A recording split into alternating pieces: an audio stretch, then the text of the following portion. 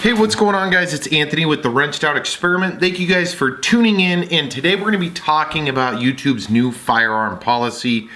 So let's just dive right into it. A guy that I watch actually just posted one. I had been working on thinking about how I wanted to do it, so we're just going to do a very basic and simple talk through of what it means to us and what it may mean to you guys. So I've got the policy pulled up right here. Policies on content featuring firearms, which is a YouTube policy. YouTube prohibits certain kinds of content featuring firearms. Specifically, we don't allow content that intends to sell firearms or certain firearm accessories through direct sales, private sales by individuals, or links to sites that sell these items. These accessories include, but may not be limited to, accessories that enable a firearm to simulate automatic fire or convert a firearm to automatic fire, e.g., bump stocks, gatling triggers, drop-in auto sears, conversion kits, and high capacity magazines. Magazines or belts carrying more than 30 rounds. Provides instruction on manufacturing a firearm, ammunition, high capacity magazine, homemade silencers, suppressors, or certain firearm accessories such as those listed above. This also includes instructions on how to convert a firearm to automatic or simulated automatic firing capabilities.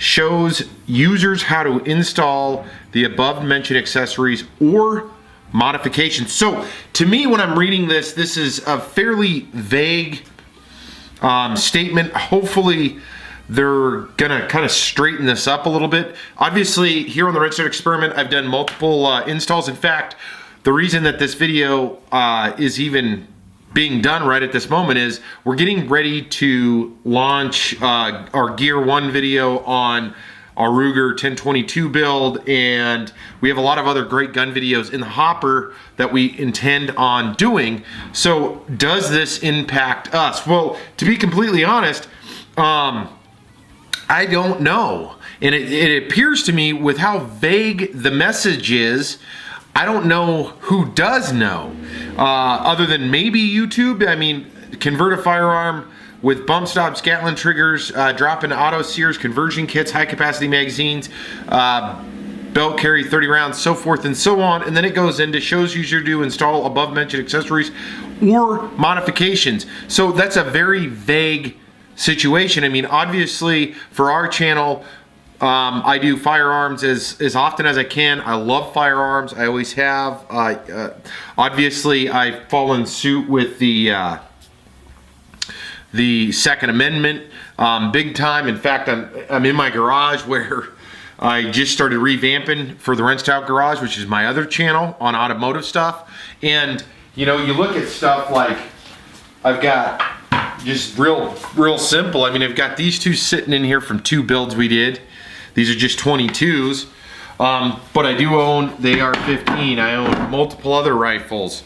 And then we've got the good old, this right here, where it's like, I do get the point and what they're trying to do. I mean, I do understand it. As far as the automatic stuff, I agree with that. I think that if someone is showing people how to turn or convert their weapon into an automatic rifle or add a silencer, I agree with that, right?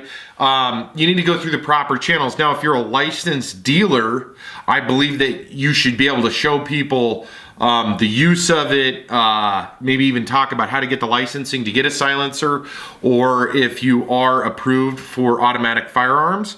The same thing, I agree with that. I think that, okay, yeah, we shouldn't have guys on YouTube, because this is all of our playground. And in my mind, this is everybody's playground, right? So I play a small part in it. You know, Rick Netherly, a buddy of mine that does a lot of great videos, he plays a part in this, all the way up into the big guys like Nut and Fancy, who does all kinds of badass gun videos, and many other guys. But I think that this message is very important, and I hope that YouTube doesn't just do some kind of crazy ass blanket deal to where they just kind of start shutting down people's channels or shutting off videos, because I mean, to be honest with you, I've got quite a few videos. In fact, I just changed the channel. If this is your first time experiencing and stopping by the Wrench Out Experiment, you're gonna notice that our channel looks different than what it did recently. And that's a part of my creative concept and what I'm building toward for the Wrench Out Experiment. And like I said, I've got the Wrench Out Garage as well, to where it's like, this is a much bigger situation than them just kind of glazing over it. Now, with that being said, now if they're just gearing toward like manufacturing or kind of the quasi threshold illegal stuff, to where you shouldn't be converting your weapon to an automatic unless you're licensed to do so, get it. Okay, I'm not going to argue that, and I don't think anybody can come up with a good enough statement to argue that. The same with building homemade silencers, right? I mean, really, in a legal standpoint, you're not going to win that battle, so why are you posting videos on it? But in the same token, it's so freaking vague that I don't know, is my site mark red dot video going to get taken down? Is my Ruger 556 video getting taken down? Is my 22 build videos getting taken down? What about when I went out to the range? So it's really a tough deal. It does mean something to me, and anybody that's watching this, I hope you share it. Let's start talking about this, as I do find that there is validity in what YouTube's saying. I'm not saying it's all bullshit, because like I said, I agree with some of it, but I also think that they should have came out with a hell of a lot better statement than what they did. I'm not upset. I just want to see what happens. Hopefully it doesn't impact you guys, the viewers and the content creators, because just like every other content creator, you're putting in a lot of effort to create videos, to talk about guns. I mean, building a gun or setting up to shoot a quality video while you're utilizing a gun is not a simple deal. I mean, when I go to the range, I haven't been there in a while, it takes a lot of energy, it takes a lot of time for me to get set up on my own, because I gotta not only pack my shooting gear, but then I gotta pack all my camera gear, set up the mics, move the stuff around, and try to create something that's worthwhile. So that's really where we're at with it at the Wrench Out Experiment. I am going to put up another couple other videos, because this kind of triggers off into what does or how does firearms fit into the Wrench Out Experiment. Because if you guys watch the channel, then you're going to also see other reviews that maybe aren't relevant to firearms. And I just wanted to make sure and talk about this, because this is really important. Firearms to me is very important. Again, I carry a firearm. I've got EDC videos. I've got a lot of other EDC videos that are coming out. I've got a lot of other shooting videos. I've been carrying firearms and around firearms my whole life. And so have my children, and I hope my children's children get the opportunity, and I hope that I can continue not only talking about firearms, but doing some of the demonstration stuff. I've got a couple of guests that we'll hopefully be getting with over the summer to go shooting, a bunch of ex-military friends, ex-Alaska State Troopers, and other law enforcement guys that are going to talk about this too.